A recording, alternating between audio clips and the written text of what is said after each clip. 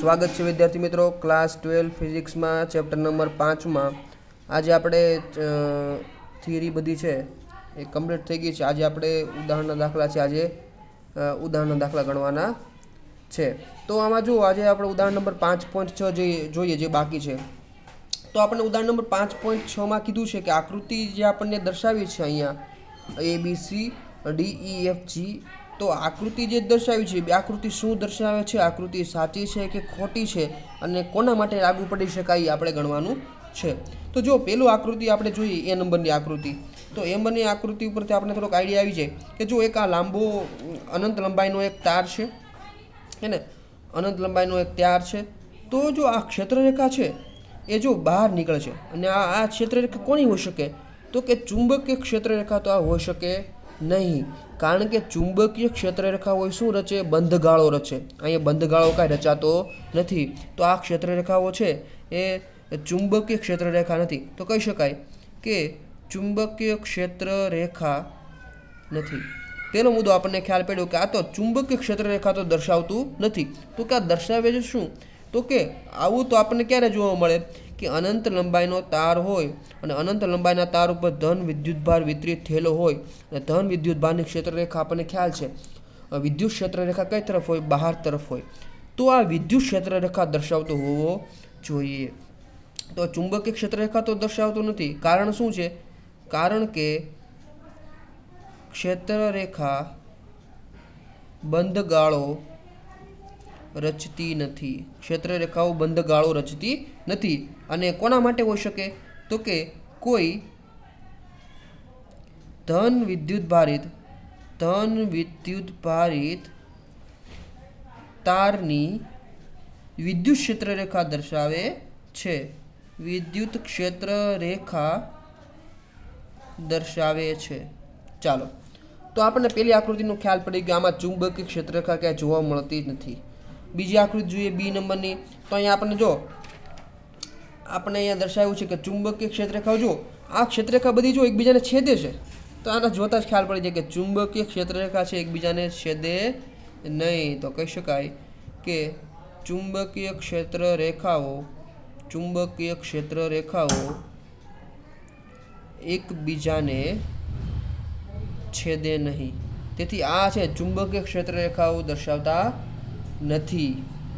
Okay तो आकृतिमां दर्शावेल छे ए चुंबकीय क्षेत्ररेखाओ छे नहीं। चालो अने बीजुं कई आनो इलाज नथी आवुं के जो विद्युत क्षेत्ररेखा पण एकबीजाने छेदती नथी चुंबकीय क्षेत्ररेखा पण एकबीजाने छेदती नथी तो बेमांथी एक रेखा रिप्रेजेंट करतुं नथी। आकृति सी जोईए जुओ आकृति सी जोईए तो आपणे एक गोळावी रचना दोरी छे एना पर जो आ छे डॉट डॉट डॉट एवुं छे तार छे शुं दर्यो छे तार छे तार एटले आपणे आवुं खबर आवी रचना कोनी छे तो आवी रचना आपणे मगजमां आइडिया आवे के टोरॉइड माटेनी शोना माटेनी टोरॉइड माटेनी रचना आवी होय। तो टोरॉइड होय एमां आपणे ख्याल छे अने वच्चे जो एक क्षेत्ररेखाओ दर्शावी छे टोरॉइडनी मध्यमां तो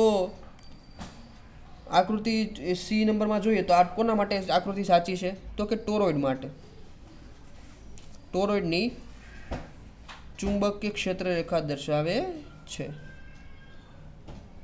कारण के आवी आकृति आपणे पहेला जोई छे अने टोरॉइडनी क्षेत्ररेखा जो आखो बंधगाळो रचे छे तो आकृति कोना माटेनी टोरॉइडनी चुंबकीय क्षेत्ररेखा दर्शावे छे।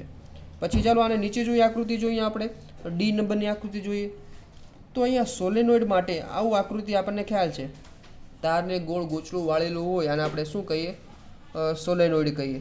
તો સોલેનોઇડ માટે જોઈએ અને ક્ષેત્રરેખા પણ અહીંયા દર્શાવી છે પણ એક તકલીફ એ વાતની છે કે ગાઉસના નિયમ મુજબ અથવા આપણે આમ કહીએ તો કે આકૃતિમાં જોઈએ સોલેનોઇડ માટે તો સોલેનોઇડ માટે આ ચુંબકીય ક્ષેત્રરેખા સાચી દર્શાવતી નથી શા માટે કારણ કે સોલેનોઇડના જે અંત્ય બિંદુ હોય આ છેડાના બિંદુ હોય ત્યાં ક્ષેત્રરેખાઓ શું થવું જોઈએ બેન્ડ થવી જોઈએ કારણ કે બંધગાળો રચે છે ને તો અહીંથી શું થાય બેન્ડ થઈ જાય અહીંથી ક્ષેત્રરેખા કેવી થઈ જાય બેન્ડ થઈને આવો ગાળો રચે છે પણ અહીંયા તો કંઈ ક્ષેત્રરેખાઓ વળતી નથી છેડા આગળથી તો આ ક્ષેત્રરેખાઓ છે સોલેનોઇડની ચુંબકીય ક્ષેત્ર દર્શાવતા નથી। તો લખીએ અહીંયા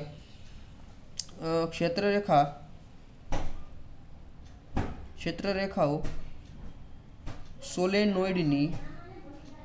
સોલેનોઇડની चुंबकीय क्षेत्ररेखा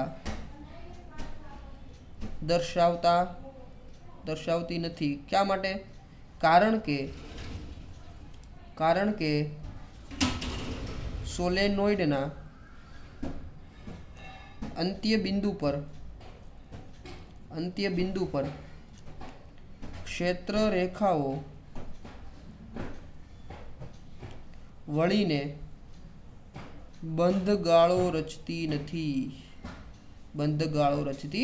કારણ કે બંધગાળો રચે તો જ આપણને ચુંબકીય ક્ષેત્ર રેખાઓ દર્શાવી અને કહેવાય. તો અહીં આપણે આવી આકૃતિ જોઈએ તો એમાં જો આપણને આવી આકૃતિ કોના માટે હોય? જો આ ક્ષેત્ર રેખાઓ બંધગાળો રચે છે, આ એક આ ચોરસ ટુકડા જેવું લાગે છે, અહીંથી ક્ષેત્ર રેખાઓ બહાર આ બંધગાળા રચે. જુઓ અહીંયા પણ બંધગાળો રચે છે, અહીંયા પણ બંધગાળો રચે છે. આવી રીતે આ મોટું સર્કલ છે એ પણ બંધગાળો આવી રીતે મળે. તો આવું તો આપણે જોયું હતું. આ શોના માટે દર્શાવે છે? તો કે ગજિયા ચુંબકની ક્ષેત્ર રેખાઓ, ગજિયા ચુંબકની ચુંબકીય ક્ષેત્ર રેખાઓ દર્શાવે છે.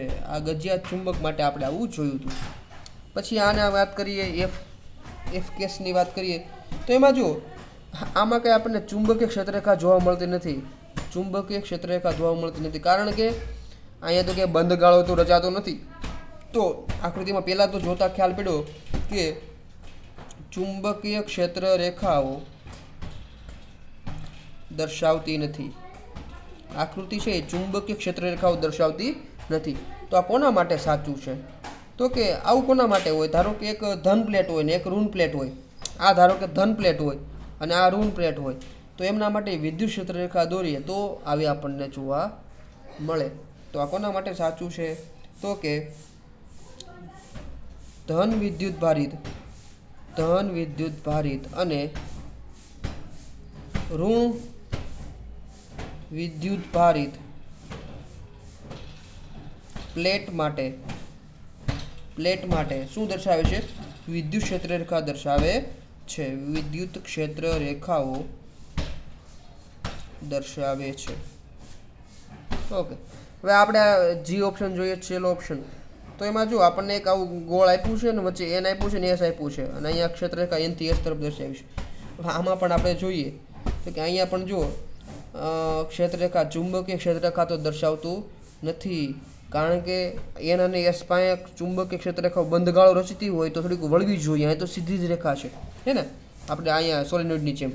તો કહી શકાય કે ચુંબકીય ક્ષેત્ર રેખાઓ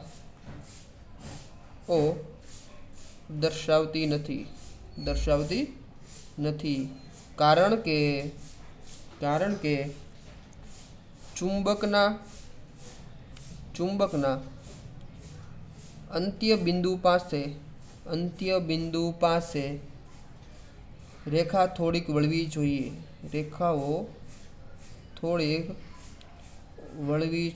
અહીંયા કંઈ વળતી છે નહીં. ઓકે, તો આ બધીનું આપણે ડિસ્ક્રિપ્શન છે કેવી રીતે શું દર્શાવે છે આપણે દર્શાવી દીધું. ચાલો આપણે ઉદાહરણ નંબર આની પછીનું જોઈએ. ઉદાહરણ નંબર 5.7 જોઈએ. ચાલો ઉદાહરણ નંબર 5.7 જોઈએ. જો એમાં પણ આપણને 5 ઓપ્શન આપ્યા છે. તો પહેલો ઓપ્શન જોઈ લઈએ. એમાં પણ આપણે આન્સર લખીએ. ચુંબકીય ક્ષેત્ર રેખાઓ વડે દર્શાવેલી દિશામાં ચુંબકિત કરેલ હોય તે બિંદુએ ગોઠવાય છે. શું ચુંબકીય ક્ષેત્ર રેખાઓ ગતિ કરતા વિદ્યુતભાર માટે દરેક બિંદુએ બળ રેખાઓ દર્શાવે છે?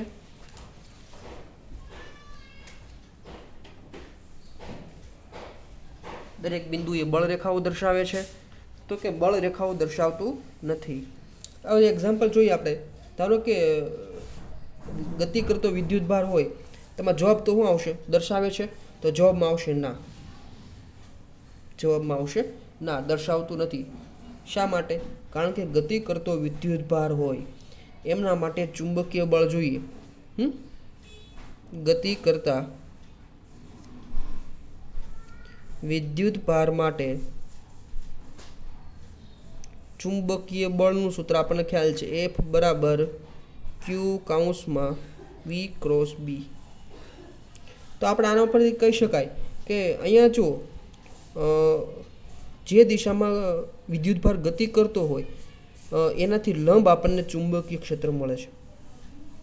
ઓકે, એકબીજાને લંબ મળે છે. તો શું કહે છે, ચુંબકીય ક્ષેત્ર રેખાઓ છે એ ગતિ કરતા વિદ્યુતભાર માટે દરેક બિંદુએ ચુંબકીય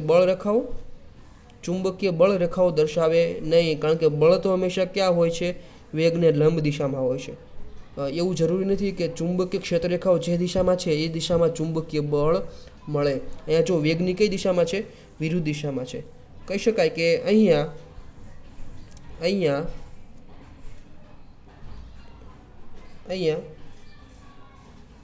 ચુંબકીય બળ અને વેગ એકબીજાને લંબ છે. અહીંયા જો ચુંબકીય બળ અને આ ચુંબકીય બળ અહીંયા વેગ એકબીજાને કેવા થાય, લંબ થાય. તેથી ચુંબકીય બળ રેખાઓ દર્શાવે નહીં. બીજો ઓપ્શન જોઈએ આપણે. અહીંયા જુઓ, ટોરોઇડના ગર્ભભાગમાં ચુંબકીય ક્ષેત્ર રેખાઓ સંપૂર્ણપણે સમાયેલી હોય છે, પરંતુ સોલેનોઇડમાં નહીં. શા માટે? તો ટોરોઇડના ગર્ભભાગમાં ચુંબકીય ક્ષેત્ર રેખા સંપૂર્ણપણે સમાયેલી હોય છે. ઓકે, જ્યારે સોલેનોઇડમાં સમાતી નથી. શા માટે આવું? કારણ કે જુઓ, આપણે વાત કરીએ સોલેનોઇડની વાત કરું, ધારો કે તમને, જો આ સોલેનોઇડ છે ધારો કે મારી પાસે, તો સોલેનોઇડમાં આપણે ચુંબકીય ક્ષેત્ર રેખાઓ દર્શાવી, ધારો કે આપણે, તો ચુંબકીય ક્ષેત્ર રેખા આપણને ખ્યાલ છે, ધારો કે આપણો એન બને છે અને આ એસ બને છે, તો એન થી એસ તરફ આપણને ચુંબકીય ક્ષેત્ર રેખાઓ મળે.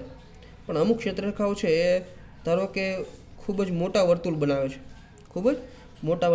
છે, અને અમુક ચુંબકીય ક્ષેત્ર ક્યાં મળે છે, આપણને બહાર મળે છે, અને અમુક ચુંબકીય ક્ષેત્રો ક્યાં મળે, મધ્યમાં મળે. ઓકે, જે એક અમુક તો બહાર નીકળે છે, અમુક ક્યાં વચ્ચે, આખો બંધ ગાળો રચે, આપણને ખ્યાલ છે, ઉપરનો બંધ ગાળો અંદરથી પસાર થાય, આખો બંધ ગાળો થયો, નીચેનો આ બંધ ગાળો થયો. તો જો અંદરથી આ બે રેખા નીકળી અને બહાર એ બે રેખા છે, એક્ઝામ્પલ તરીકે. તો જો બધી રેખા અંદર જ પસાર થતી એવું જરૂરી નથી. અમુક આ બંધ ગાળો રચે એટલે અડધી રેખા બહાર નીકળે, અડધી રેખા અંદર જાય. જ્યારે ટોરોઇડની વાત કરીએ આપણે,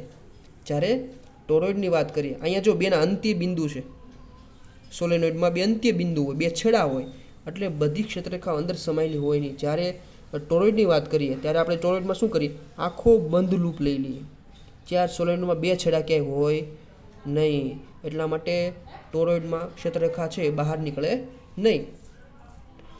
લખી નખાય કે ટોરોઇડમાં અંત્ય બિંદુ એટલે અંતિમ છેડા ન હોવાથી ક્ષેત્ર રેખાઓ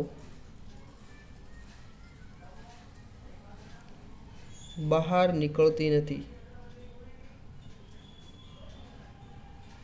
હવે સી ઓપ્શન જોઈ લઈએ. જો ચુંબકીય એક ધ્રુવ અસ્તિત્વમાં હોત તો ચુંબકત્વ માટે ગોસનો નિયમમાં શું ફરક પડત?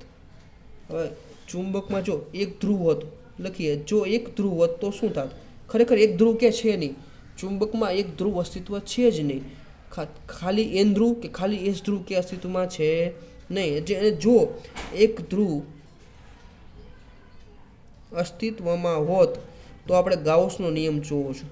એક ધ્રુવ એટલે ધારો કે આપણે લઈએ આ એન ધ્રુવ છે, એક જ ધ્રુવ હોત અને એની ક્ષેત્રરેખા આપણે ખબર છે એન માટે શું નીકળે, બહાર જ નીકળવાની છે. એક ધ્રુવ હોત તો શું થાત? તો એના માટે ગાઉસનો નિયમ લખીએ. તો સંકલનમાં બી ઇન્ટુ ડીએસ બરાબર અહીંયા μ0 ઇન્ટુ QM. QM શું છે?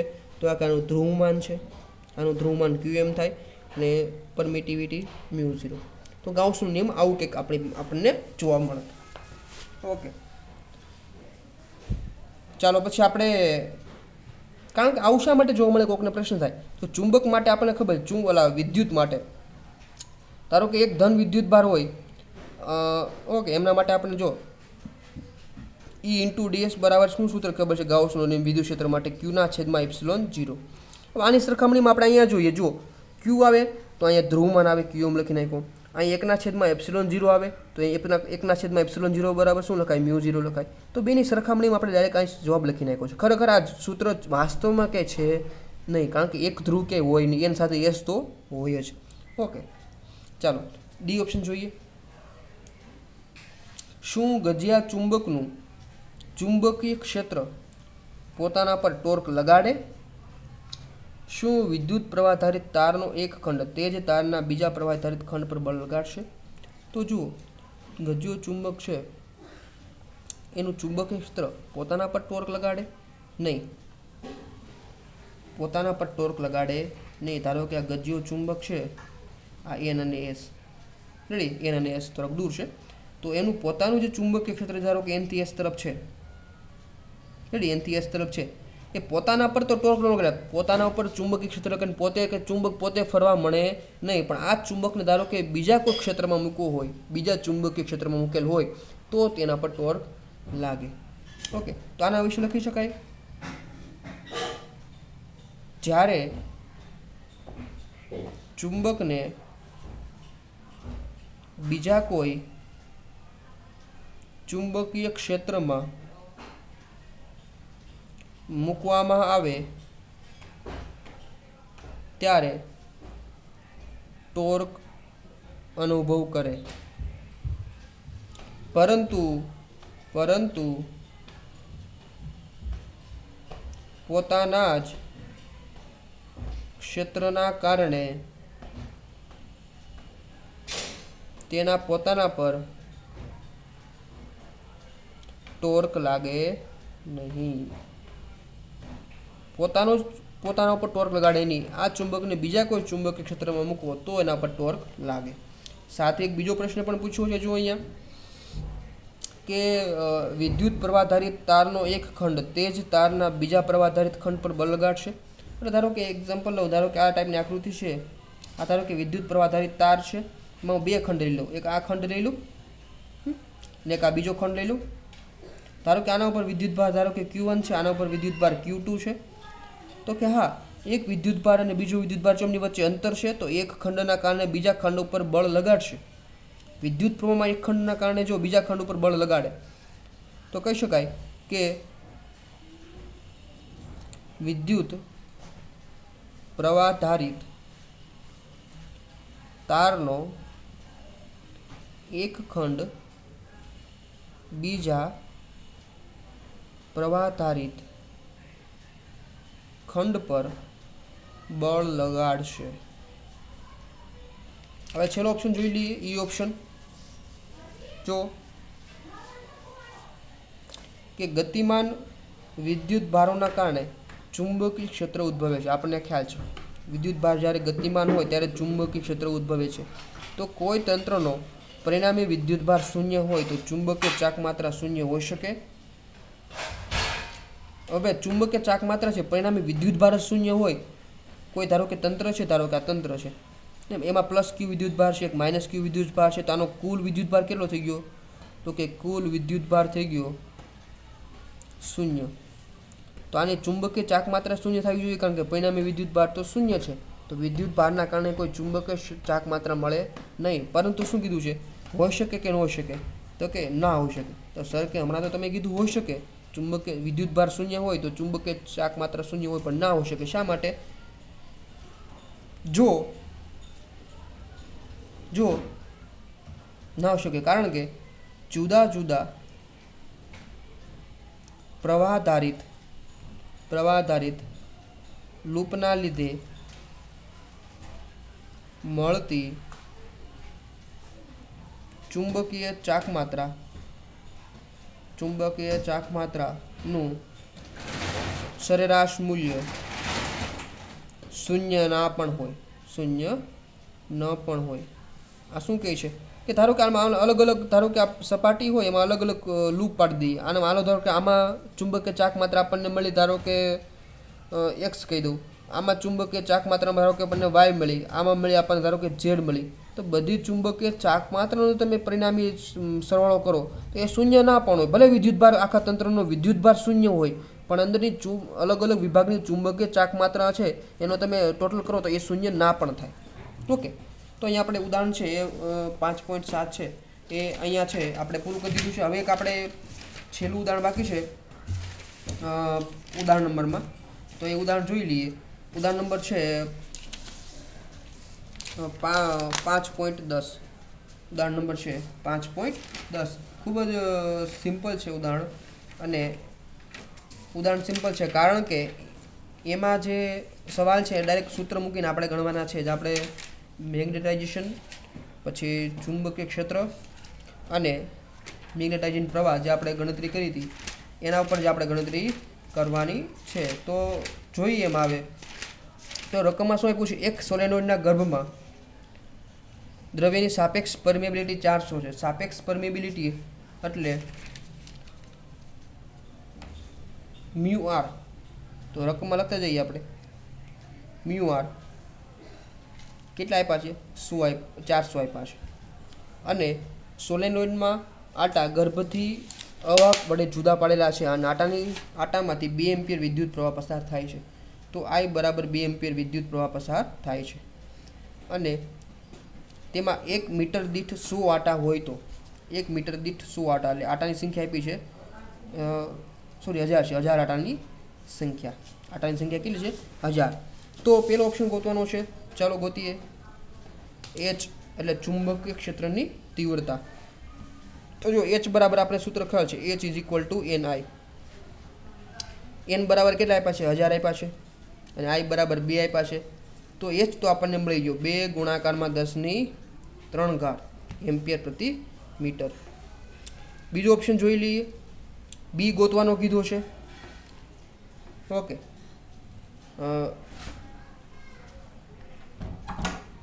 B એટલે ચુંબકીય ક્ષેત્ર ગોતવાનું કીધું છે.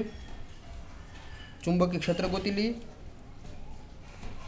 ચાલો, B ચુંબકીય ક્ષેત્ર ગોતવું હોય તો આપણને ડાયરેક્ટ ખ્યાલ પડી જાય B ગોતવા માટે. તો B બરાબર આપણે એક સૂત્ર ખ્યાલ છે, મટીરિયલનું ચુંબકીય ક્ષેત્ર ગોતવું હોય B બરાબર આપણને ખ્યાલ છે μr ઇન્ટુ μ0 ઇન્ટુ H. આ સૂત્ર આપણને ખ્યાલ છે. આ ખ્યાલ ન હોય તો જો તમને કહું કે B બરાબર આપણે શું લખતા હતા મટીરિયલ માટે, μmH લખતા હતા. કોઈ પણ દ્રવ્યનું ચુંબકીય ક્ષેત્ર B બરાબર μmH. તો μm બરાબર શું લખાય આપણને ખ્યાલ છે, μr ના છેદમાં μm ના છેદમાં μ0 બરાબર μr.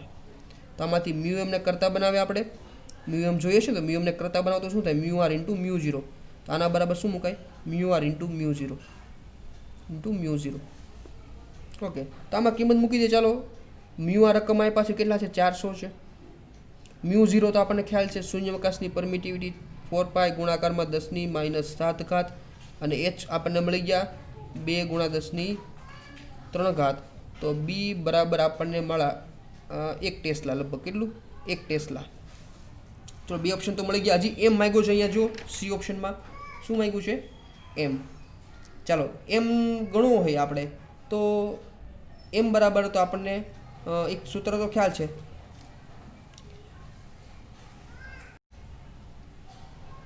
આપણી પાસે જો એક સૂત્ર છે એ આપણે C ઓપ્શનમાં તમને કહું, એ આપણી પાસે H બરાબર એક સૂત્ર હતું, H બરાબર B/μ0 - M. એવું કે આપણી પાસે આવું સૂત્ર હતું. એક સૂત્ર તમે રિવિઝન કરી લેજો. ચુંબકીય ક્ષેત્રની તીવ્રતાનું આવું એક આપણી પાસે સૂત્ર હતું. ચાલો, આમાંથી એમને કરતા બનાવું. ધારો કે હું એમને કરતા બનાવું તો M બરાબર શું મળશે મને, તો B - μ0H છેદમાં μ0. આવું આપણને સમીકરણ મળે. ઓકે, હવે આપણને B બરાબર તો ખ્યાલ છે. B બરાબર તો ખ્યાલ છે, બધી કિંમતો મૂકી દેજો. M બરાબર B બરાબર હમણાં આપણે કેટલું મેળવ્યું, 1 ટેસ્લા મેળવ્યું. તો 1 ટેસ્લા મૂકી દઈએ. માઇનસ μ0 તો આપણને ખ્યાલ છે 4π ગુણાકારમાં 10⁻⁷ છે. અને H ની કિંમત પણ ખ્યાલ છે. H ની કિંમત કેટલી મળી છે, 2 ગુણાકારમાં 10⁻³ છેદમાં μ0 ની કિંમત પાછી ખ્યાલ છે આપણને શું છે, 4π ગુણાકારમાં 10⁻⁷. આનું કેલ્ક્યુલેશન કરીએ આપણે તો આ લગભગ મળે છે 8 ગુણાકારમાં 10⁵. ઓકે, એમ્પિયર પ્રતિ મીટર. તો મેગ્નેટાઇઝેશન એમ પણ મળી ગયું. હજી એક ઓપ્શન પૂછ્યો છે, ડી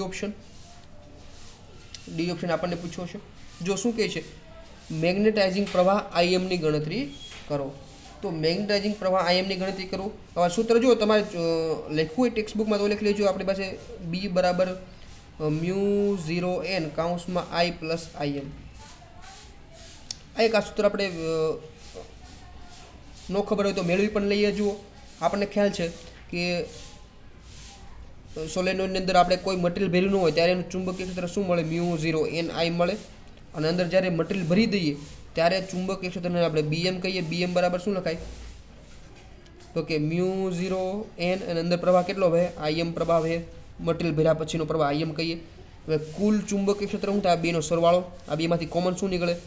μ0 n નીકળશે. અંદર શું વધશે? I plus im. ઓકે, તો જો આપણે આ સૂત્ર મૂકી દીધું અહીંથી અહીંયા, આમાં બધી કિંમત મૂકી દઈએ. μ0 બરાબર 4 પાઈ ગુણાકારમાં 10⁻⁷ છે.